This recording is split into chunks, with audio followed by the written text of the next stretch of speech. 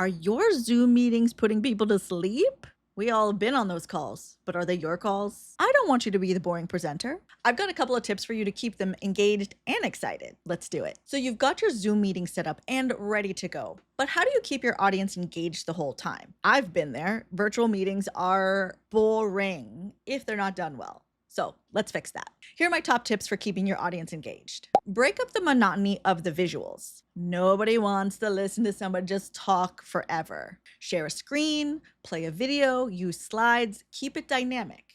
I like to use less text and more imagery, and if you're using Ecamm, you can switch between all this different media super easy. Tip number 2 is to get interactive and get them involved. Here's a fun thing you can do. Using Ecamm, every 5 to 10 minutes, put up a question on your slides for the audience. Once the answers start coming in, use Ecamm's chat overlay feature to bring their answer onto the screen. Now they are part of your presentation. Every time I do this, people are so excited. They're now part of the show. Tip number 3, keep it short and sweet. Attention spans are short. We have so many things that are pulling our attention, but if you keep your main points concise and you avoid long, drawn-out explanations, it's going to make a big difference. Using Ecamm for Zoom, you can actually prepare pre-recorded segments and cutaways. So even if you need to explain something in detail, you can have some visuals that will keep it really polished and engaging. Make eye contact and smile. Your audience is more likely to stay engaged when they feel like you're talking